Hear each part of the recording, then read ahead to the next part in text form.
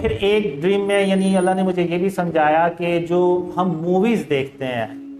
تو موویز میں ہم دیکھتے ہیں کہ وہ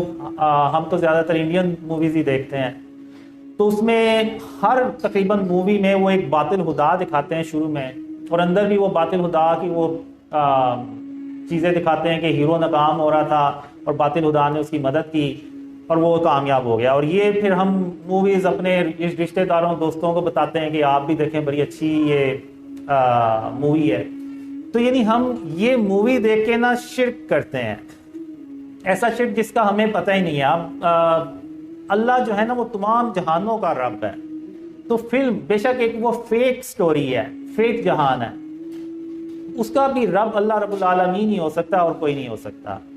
تو اس میں بھی اللہ کی وحدانیت ہی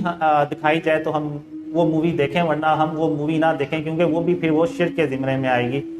کیونکہ ہم جب اب شروع میں میں بھی بات کرتا تھا تو وہ کہتے ہیں ہم نے دیکھی ہے، ہم نے یقین تھوڑی کیا کہ وہ ہم اس کے باطل خدا پہ ہم نے یقین تھوڑی کر لیا۔ یقین نہیں کیا تو پھر ہم دوسروں کو کیوں کنوینس کرتے ہیں کہ آپ بھی دیکھیں یہ بھی اچھی مووی ہے۔ تو ہم زبان سے کہہ دیتے ہیں لیکن دل اور دماغ سے نہیں مانتے۔ تو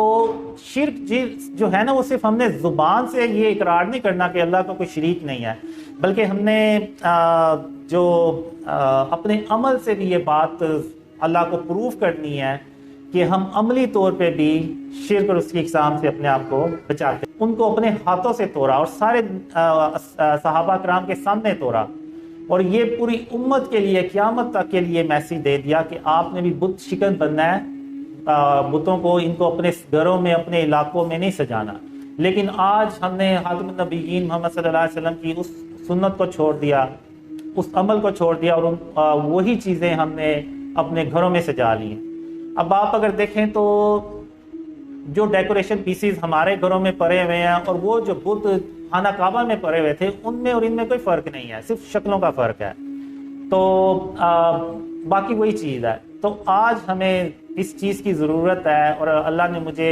بہت خوابوں میں بتایا کہ اللہ میری صرف اس لیے مدد کر رہا ہے کہ میں نے شرک اور اس کی اقسام سے اپنے آپ کو بچانا شروع کر دیا۔ تو اللہ کو وہ جو کوشش تھی نا وہ اللہ کو پسند آ گئی، حالانکہ میں بھی ابھی مکمل طور پہ نہیں قابو پا سکا۔ آپ کو پتہ ہے ہم روز چیزیں لے کے آتے ہیں، اس پہ تصویریں بنی ہوتی ہیں، اس کو یعنی ایک کنٹینیوسلی ایک پروسیجر ہے جو کرنا پڑتا ہے کہ اس کو ختم کرنا پڑتا ہے، تلف کرنا پڑتا ہے۔ ایون اسلامک کنٹری میں بھی یہ جو ہے نا اتنا مشکل ہے ہمارے لیے کہ شرک اور اس کی اقسام سے اپنے آپ کو بچائیں۔